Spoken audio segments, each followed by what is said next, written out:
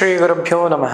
ಶ್ರೀಮತೆ ರಾಮಾನುಜಾಯ ನಮಃ. ಶ್ರೀ ಲಕ್ಷ್ಮೀ ಹಯಗ್ರೀವ ಪರಬ್ರಹ್ಮಣೇ ನಮಃ. ವೃಷಭ ರಾಶಿಯಲ್ಲಿ ಜನನವಾಗಿರತಕ್ಕಂಥವ್ರಿಗೆ ಈ ವರ್ಷದಲ್ಲಿ ಯಾವುದೇ ಕೆಲಸ ಕಾರ್ಯಗಳನ್ನ ಮಾಡಲಿಕ್ಕೆ ಎರಡು ಮನಸ್ಸಿರುತ್ತೆ.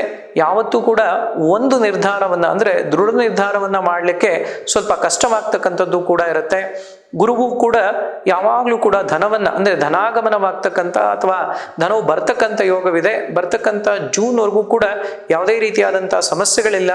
ಜೂನ್ ನಂತರದಲ್ಲಿ ಸ್ವಲ್ಪ ಆರ್ಥಿಕ ಸಮಸ್ಯೆ ಇತ್ಯಾದಿಗಳೆಲ್ಲವೂ ಕೂಡ ಕಾಡ್ತಕ್ಕಂಥದ್ದು ಕೂಡ ಆಗಬಹುದು. ಹಾಗಾಗಿ ವೃಷಭ ರಾಶಿಯವರಿಗೆ ಶುಭ ಸ್ಥಾನದಲ್ಲಿ ಅದರಲ್ಲೂ 11ನೇ ಮನೆಯಲ್ಲಿ ಶನೈಶ್ಚರ ಇರೋದ್ರಿಂದಾಗಿ ಸಾಕಷ್ಟು ರೀತಿಯಲ್ಲಿ ಇನ್ನೂ ಹೆಚ್ಚಿನ ಅನುಕೂಲಗಳೆಲ್ಲವೂ ಕೂಡ ಈ ವರ್ಷದಲ್ಲಿ ಲಾಭಗಳೆಲ್ಲವೂ ಕೂಡ ಆಗತ್ತೆ.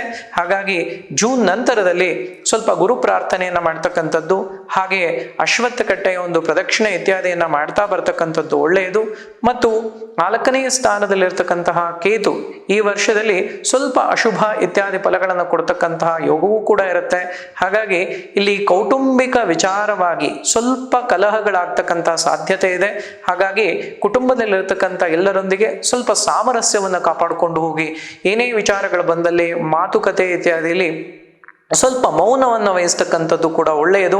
ಹಾಗಾಗಿ ಈ ವರ್ಷದಲ್ಲಿ ಕೌಟುಂಬಿಕ ವಿಚಾರದಲ್ಲಿ ಸ್ವಲ್ಪ ಕಲಹಗಳಾಗಬಹುದು. ಅದರ ಬಗ್ಗೆ ಸ್ವಲ್ಪ ಎಚ್ಚರವನ್ನು ವಹಿಸ್ತಕ್ಕಂಥದ್ದು ಕೂಡ ಒಳ್ಳೆಯದು. ಮತ್ತು ಹಾಗೆ ಕೂಡ ಈ ವರ್ಷದಲ್ಲಿ ವಾಹನ ಅಪಘಾತಗಳು, ಸ್ವಲ್ಪ ವಾಹನಗಳಲ್ಲಿ ಜಾಗೃತಿಯಾಗಿರ್ತಕ್ಕಂಥದ್ದು ಒಳ್ಳೆಯದು. ಆ ಒಂದು ವಾಹನಗಳಲ್ಲಿ ಏನಾದರೂ ಸಮಸ್ಯೆಗಳಾಗ್ತಕ್ಕಂಥದ್ದು ಅಥವಾ ವಾಹನ ಕೆಟ್ಟು ನಿಲ್ತಕ್ಕಂಥದ್ದು, ಈ ರೀತಿ ಸಮಸ್ಯೆಗಳು ಸ್ವಲ್ಪ ಎದುರಾಗಬಹುದು. ಹಾಗಾಗಿ ಅದರಲ್ಲಿ ಸ್ವಲ್ಪ ಜಾಗರೂಕತೆ ಎಚ್ಚರಿಕೆಯನ್ನು ವಹಿಸಿದ್ರೆ ಒಳ್ಳೆಯದು. ಉದ್ಯೋಗದಲ್ಲಿ ಸ್ವಲ್ಪ ಕೆಲಸ ಹೆಚ್ಚಿರ್ತಕ್ಕಂತಹ ಯೋಗವಿದೆ.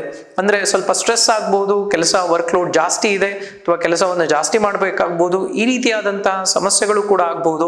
ಗುರುವಿನ ಪ್ರಾರ್ಥನೆ ಈ ವರ್ಷದಲ್ಲಿ ಹೆಚ್ಚಿನ ಶುಭ ಫಲಗಳನ್ನ ವೃಷಭ ರಾಶಿಗೆ ಕೊಡುತ್ತೆ ಅಂತ ಹೇಳಿ ತಿಳಿಸ್ಬೋದಾಗಿರುತ್ತೆ.